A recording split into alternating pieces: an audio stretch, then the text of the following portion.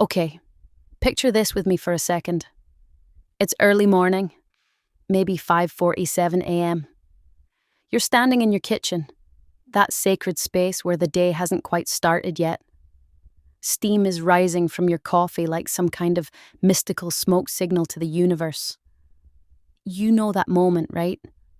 When everything is quiet and it's just you and your thoughts. So there I am, pouring milk into my coffee.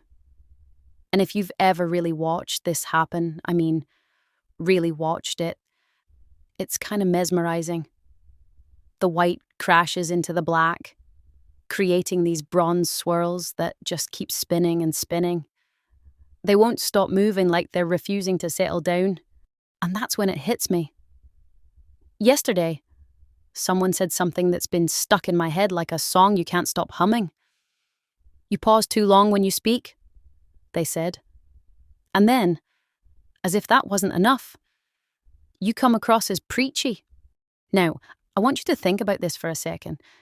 Have you ever had someone's random comment just change the temperature of your whole day, like someone just poured their unsolicited opinion into your perfectly good coffee? Of course you have. We all have. Here's where it gets interesting, though. And this is where Carl Jung would absolutely love this conversation. See, Jung talked about these two parts of ourselves, the persona and the anima. Stay with me here, because this is actually brilliant and applies to everyone, regardless of gender. Your persona is like your social representative. It's the part of you that immediately thinks, "Oh, maybe they're right. Maybe I should talk faster. Maybe I should smile more. Maybe I should adjust." The persona is constantly adapting, seeking social harmony, like a shapeshifter trying to fit in. But then there's your anima. And this is fascinating. The anima represents what Jung called the unconscious feminine aspect of the psyche, present in everyone. In our context, it's that intuitive part of you that knows how to sort through feedback. She's the part that says, "Wait, let me actually feel if this is true for me." The anima is brilliant at discernment, like going through mail. Important message? Let's consider it. Junk mail? No thanks. Constructive feedback? Worth examining. And projection disguised as help? That can stay with a sender. Now here's what's absolutely fascinating about shadow work. And yes, we're going there. When someone's criticism really gets under your skin, it might be touching on something important. Sometimes it's showing you their shadow, their unresolved issues. But sometimes, and this is crucial, it might be pointing to something in your own shadow that's worth exploring. The key is learning to tell the difference. Think about it this way. Your pauses bother them. Maybe they were always told to hurry up. That's their shadow. Or maybe, just maybe, you actually could benefit from being more concise in certain situations. That could be your growth edge. The magic is in the discernment. Let me share something about what we might call certain aspects of feminine energy. Not as a fixed trait of all women, but as a quality available to everyone. There's a receptive quality that many of us, especially those socialized as women, have been conditioned to overuse. We're often taught to take everyone's feedback like it's equally valid. Be sweeter, be less intense, be more palatable. But here's the thing, and this is backed by research in social psychology. Women receive 30% more unsolicited advice than men in professional settings. That's not an opinion. That's data.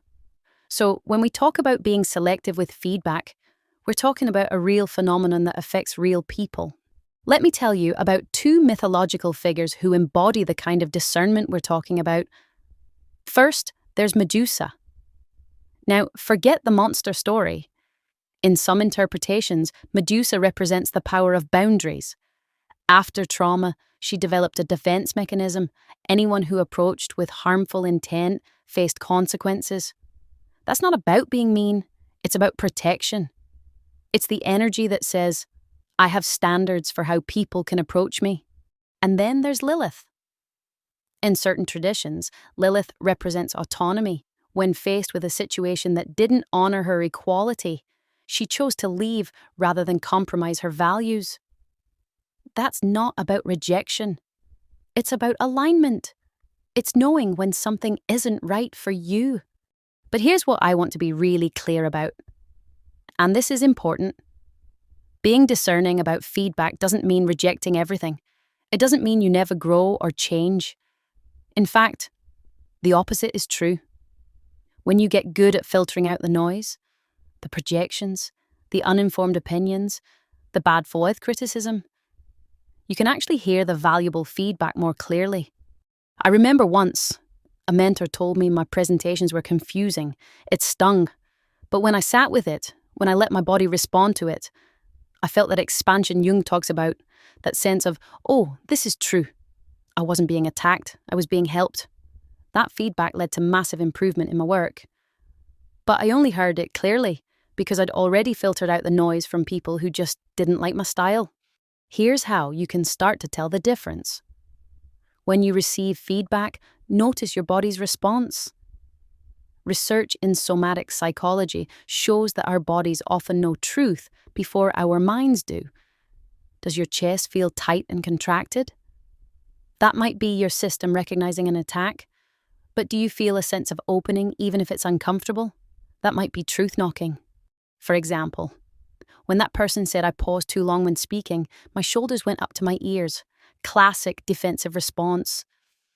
But when my mentor said my presentations were confusing, even though it hurt, my body stayed open. There was a recognition, an aha moment in my chest. That's the difference between projection and genuine feedback. The modern world has turned everyone into a critic. Social media means we're all one comment away from someone's opinion about our lives. And look, I have a question for you. Have you noticed that often the people with the strongest opinions about how you should live have their own struggles they're not addressing? I'm not saying this is always true, but it's worth considering. Sometimes people focus on fixing others to avoid looking at themselves. So here's something we need to talk about honestly.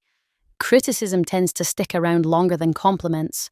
It's actually evolutionary. Our brains are wired to remember threats more than rewards. It's called negativity bias. And it's why that one critical comment from Tuesday is still playing on repeat by Sunday. Wednesday, you're in the shower thinking about it. Thursday, it wakes you up at 3 a.m. Friday, you're second-guessing yourself in that presentation. Saturday, your friends notice something's off. Sunday, you're wondering if maybe you should completely change your approach to everything. One comment. Multiple days of mental processing. And here's the thing, sometimes that's appropriate. Sometimes feedback needs time to marinate. But often, we're giving random opinions way more mental real estate than they deserve. Let's explore this shadow work concept more deeply, because understanding it can really transform how you handle criticism. When someone criticizes you, especially when it really bothers you, there are usually 3 possibilities happening. First possibility, they're projecting their own stuff onto you. Someone says you're too emotional. They might be struggling with their own suppressed feelings. Someone says you're too ambitious. They might be dealing with their own unfulfilled goals. This is classic projection, and it's more common than you might think. Second possibility, they're seeing something accurately that you haven't wanted to see. This is the uncomfortable one. Maybe you do interrupt people sometimes. Maybe your communication could be clearer. This is where shadow work gets real. Acknowledging the parts of ourselves we'd rather not see. Third possibility, it's a misunderstanding or difference in values. They're not wrong, and neither are you. You're just operating from different frameworks. Someone might think you're too casual. You might value authenticity over formality. Neither is inherently right or wrong. The skill, and it is a skill that develops with practice, is learning to distinguish between these 3. And your body, interestingly enough, is one of your best tools for this discernment. Let me give you a practical example. Last month, someone told me I was too intense in meetings. My first reaction. Shoulders up, jaw tight. Classic defensive response. But then I sat with it. I asked myself, is there any truth here I need to look at? And you know what? There was. In my enthusiasm, I was sometimes steamrolling over quieter team members. That feedback, even though it was delivered poorly, contained a grain of truth I needed to hear. But the week before that, someone said, I shouldn't wear such bold colors to professional events. My body's response? Nothing. No contraction, no expansion, just neutral. Because that wasn't feedback about my effectiveness or impact. It was just someone's personal preference masquerading as advice. Research in somatic psychology shows that our bodies process information faster than our conscious minds. When you receive feedback, before your mind starts its analysis, your body has already done an initial assessment. Learning to read these signals is like developing a superpower for navigating criticism. Here's what to look for. Genuine, constructive feedback often creates a feeling of recognition, even if it's uncomfortable. You might feel exposed or vulnerable, but there's also a sense of, yes, I needed to hear this. Your breathing stays relatively steady. You might feel challenged but not attacked. Projection or unfair criticism. That typically creates a fight or flight response. Rapid heartbeat, shallow breathing, muscle tension. Your body is literally preparing for danger because on some level, it recognizes this as an attack, not assistance. Now let's address something important about the online world we live in. Digital criticism hits differently than face-to-face feedback. When someone comments on your post or video, they're not seeing your full humanity. They're responding to a fragment, a moment, a single expression of who you are. This doesn't make their feedback worthless, but it does mean you need to consider the context. I've noticed something interesting, and I'm curious if you've experienced this too. Often, the people who leave the harshest criticism online are going through their own struggles. This isn't always the case, and I'm not saying we should dismiss all online feedback, but it's worth considering that hurt people often hurt people, even unintentionally. Here's where the intersection of Stoicism and what we might call feminine wisdom becomes really powerful. Stoicism teaches us that we can't control external events, only our responses. But that doesn't mean we become passive or accept everything. The wisdom here is in conscious choice. Marcus Aurelius wrote about being like a rock against which waves crash, unmoved but not uncaring. But I prefer to think of it as being like a tree. You're rooted, stable, but you can still bend with the wind when appropriate. You can take in nutrients from the soil, constructive feedback, while letting the dead leaves fall away, projection and unhelpful criticism. This brings us to what I call conscious integration. It's not about having walls so high that nothing gets in. It's also not about having no boundaries and letting everything affect you. It's about having a smart filter, one that lets through what helps you grow while keeping out what would harm or diminish you. Let me be really clear about something. Some feedback is gold. Some of the best growth in my life has come from difficult feedback that I initially wanted to reject. A colleague once told me that my desire to be liked was making me ineffective as a leader. Ouch. That hurt. But when I sat with it, when I examined it honestly, I realized she was right. That feedback transformed how I show up in professional spaces. The key is developing the discernment to know what's worth integrating.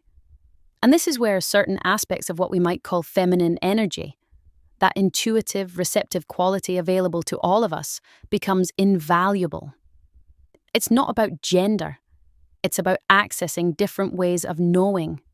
When you combine this intuitive knowing with the rational assessment that Stoicism offers, you get a powerful framework for handling criticism. You can ask yourself, is this factually accurate? Does this align with my values and goals? Is this coming from someone whose judgment I trust? Does my body recognize this as truth or attack? Looking at mythological figures like Medusa and Lilith through this lens, we see they weren't just rejecting everything.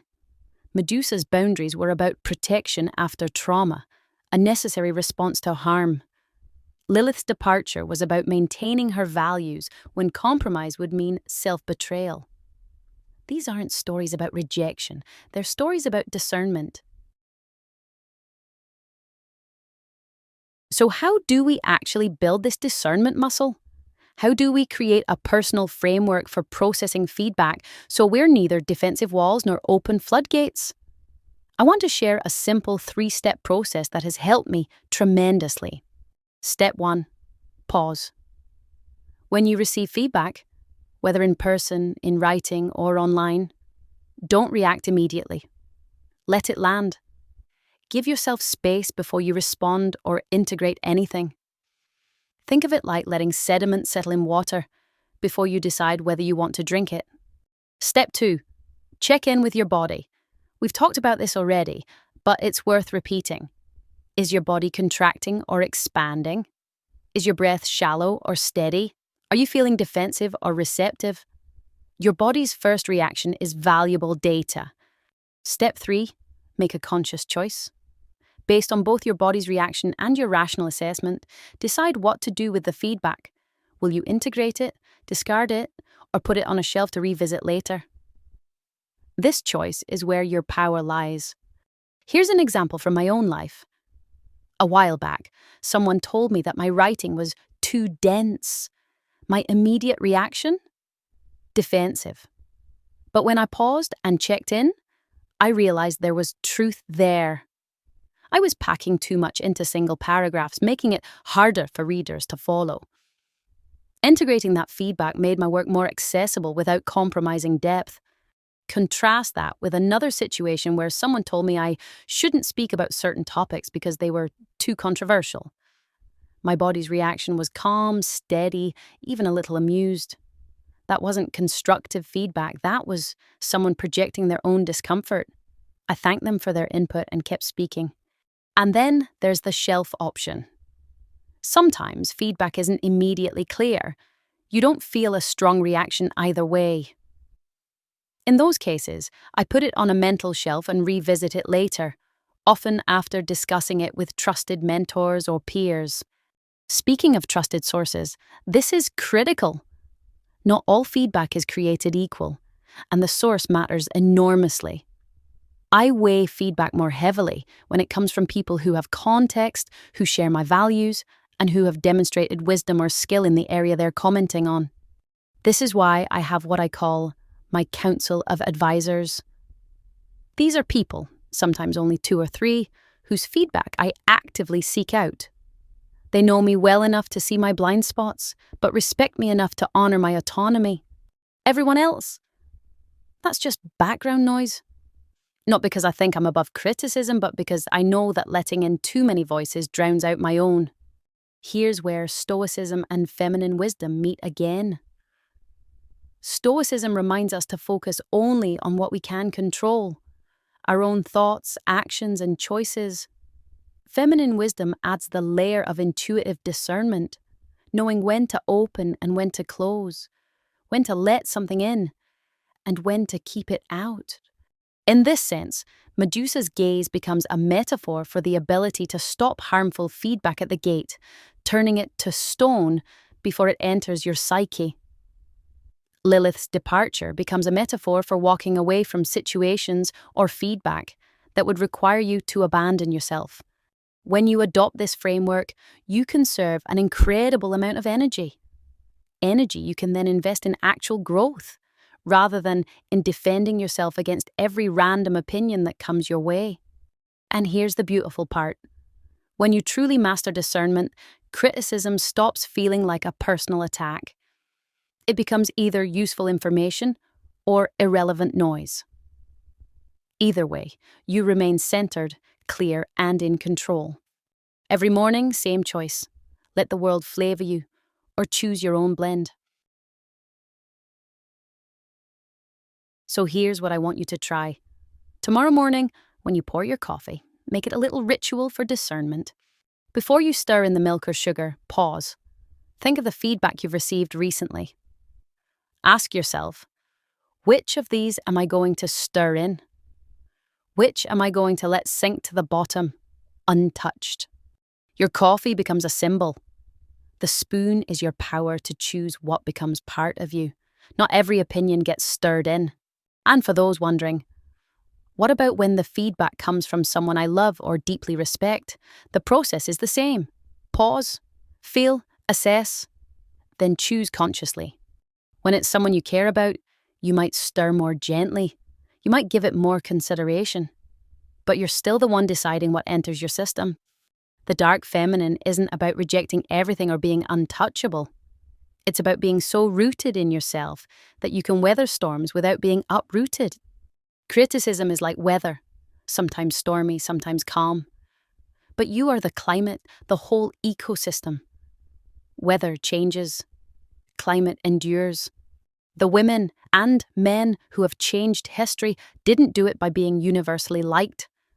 They did it by holding their flavor, their essence, even when others tried to water it down. When you stop letting random opinions flavor your coffee, you start serving the world your true medicine, the work, the energy, the presence that's authentically you. And if you've been stirring in so many opinions for so long that you've forgotten your own flavor, that's okay. You can start rediscovering it tomorrow morning. Here's your homework. Tomorrow morning, as you make your coffee, ask, what am I ready to stop stirring in? Then, don't stir it. Let it sink. If this resonates, I want to hear from you. Drop a comment. I'm reclaiming my flavor. Let's build a space where we remind each other of this power. And if you know someone who constantly asks others how they should live, send them this video. Remind them. They're the ones holding the spoon. If you're ready to go deeper, I've linked a couple of other videos that expand on these themes. One explores Lilith's energy in modern life. The other dives into Medusa's boundary-setting power. Check them out after this. I've noticed something interesting, and I'm curious if you've experienced this too. Often, the people who leave the harshest criticism online are going through their own struggles.